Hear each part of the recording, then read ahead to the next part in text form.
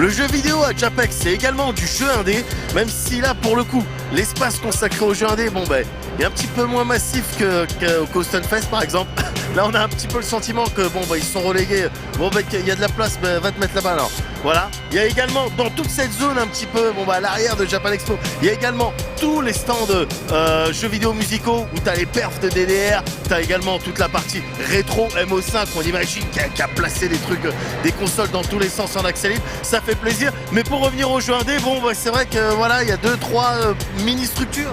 Ouais voilà, et comme c'était quand même un petit peu plus grand l'année dernière, l'espace indé était plus grand, c'était plus central. Bon ben c'est dommage, moi je trouve que c'est dommage quand même, ça vaut peut-être que Japan Expo, l'indé c'est pas forcément ce qui les intéresse, c'est possible hein, mais je trouve ça un peu dommage. Mais on va quand même aller voir un petit peu les rares jeux qui sont présentés, on va poser 2-3 questions aux personnes concernées pour qu'ils nous les présentent un petit peu. Parce que c'est ça aussi nos lives.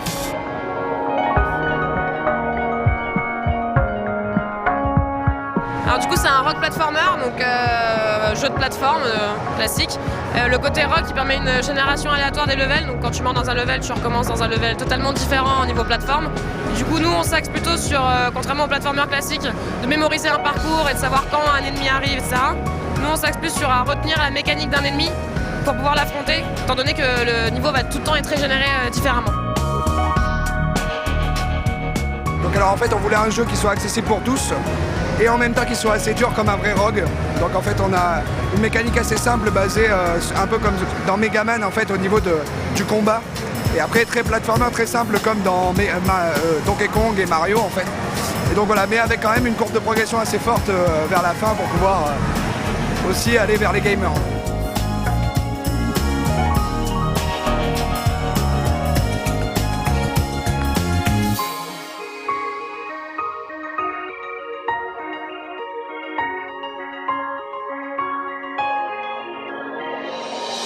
C'est super simple le principe, il y a des touches qui arrivent, donc les touches qui correspondent aux touches de la manette.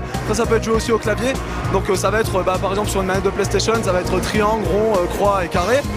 Il y aura aussi les gâchettes et voilà, ils arriveront, vous les verrez arriver à l'écran, il faudra appuyer sur la bonne touche au bon moment quand ça touche la cible, et si vous réussissez bien, le personnage va donner quoi? Il va donner un bon coup d'épée pour tuer les ennemis qui arrivent, ou si vous ne faites pas bien, le personnage va se prendre un monstre, il va perdre des points de vie. Voilà, c'est super simple, et sur chaque niveau c'est un peu différent. Ça va être pas des ennemis qui vont tirer dessus, ou alors des ennemis qui vont vous attaquer, ou alors juste un niveau où ça va être juste un peu explorer, trouver des objets, et après au final vous ferez repérer, il y aura plein de monstres qui vont vous attaquer. Tu vois, c'est toujours un peu différent selon l'univers qu'on veut représenter dans chaque monde, et pour que les joueurs vraiment découvrent plein de mondes différents et soient transportés dans l'histoire du jeu.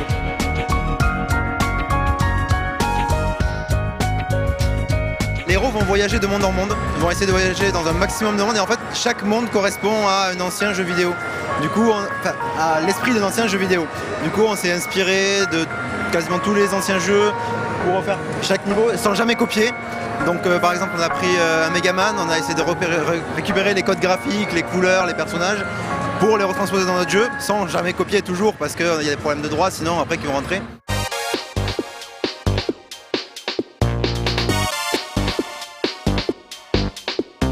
On vise une sortie pour la fin de l'année pour la version PC, donc ça sera sûrement sur Steam. Et du coup on vise un portage console salon, donc Xbox et PlayStation pour le milieu de l'année prochaine. On est en train de voir avec différentes entreprises pour voir différents distributeurs. On n'est pas édité pour l'instant.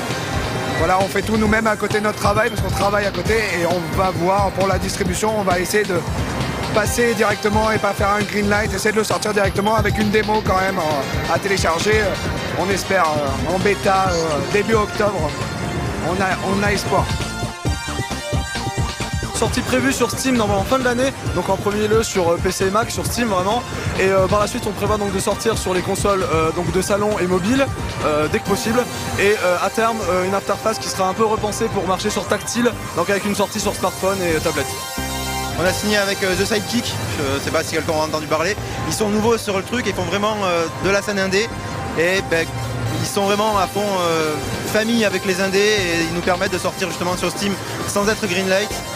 Et ensuite plus tard sur PS4, Xbox One, tout ça, tout en conservant notre côté indé vu qu'on reste sans financement, sans rien quoi, voilà.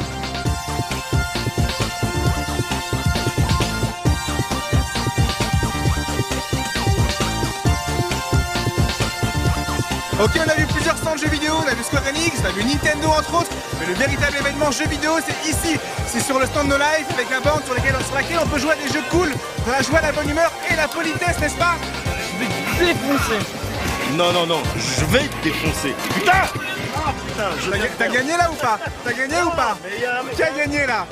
Il y a un final round, d'accord?